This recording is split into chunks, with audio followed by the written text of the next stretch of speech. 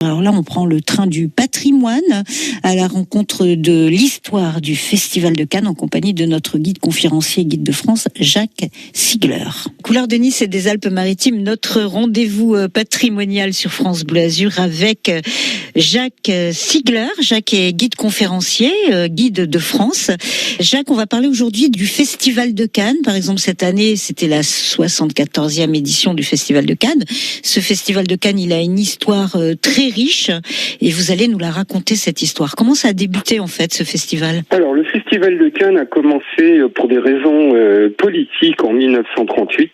C'était la Mostra de Venise et le palmarès a été modifié par Hitler et Mussolini pour les raisons qu'on imagine, puisqu'ils ont mis au palmarès des films de propagande nazie, ce qui n'a pas beaucoup plu au gouvernement français, qui dès l'année suivante a décidé de créer un festival du film dit libre, c'est-à-dire qu'ils avaient demandé à tous les pays du monde de venir avec des films, c'était au pays de choisir les films qu'ils voulaient, et ce qui s'est passé, c'est que, il n'y a que 9 pays qui sont venus, donc ce festival ayant commencé le 1er septembre 39, on le sait tous, le 3 septembre, la guerre a été déclarée.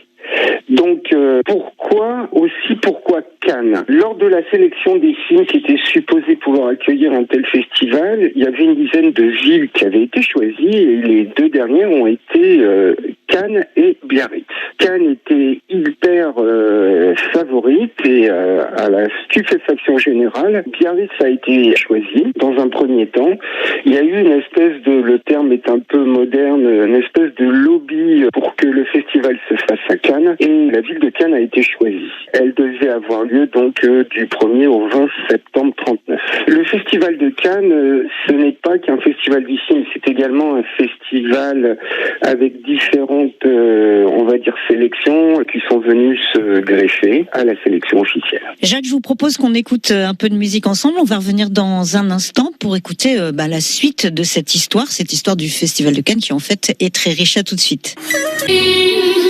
Une chanson pleine d'optimisme et de force signée Sia, Courage to Change, le courage de changer. Eh bien nous, on va changer l'angle de la caméra. On va se pencher sur le Festival de Cannes, l'histoire du Festival de Cannes, en compagnie de Jacques Sigler.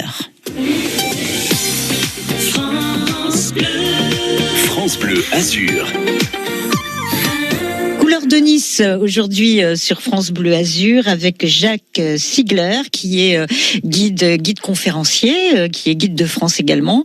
Alors Jacques, on a évoqué le démarrage de ce festival de Cannes qui tombait à un moment très proche de la guerre. La première édition a été assez controversée et après il s'est passé beaucoup de choses puisque le festival a été étoffé avec différentes sélections et il y a eu beaucoup plus de pays donc qui se sont manifestés. Tout à fait. À la fin de la guerre, donc la reprise du festival a lieu en septembre 1946. Et puis en 1959, on a la création du marché du film qui a été beaucoup aidé par André Malraux, qui à l'époque était ministre de la Culture. Tout ça pour développer l'industrie cinématographique française essentiellement, bien évidemment.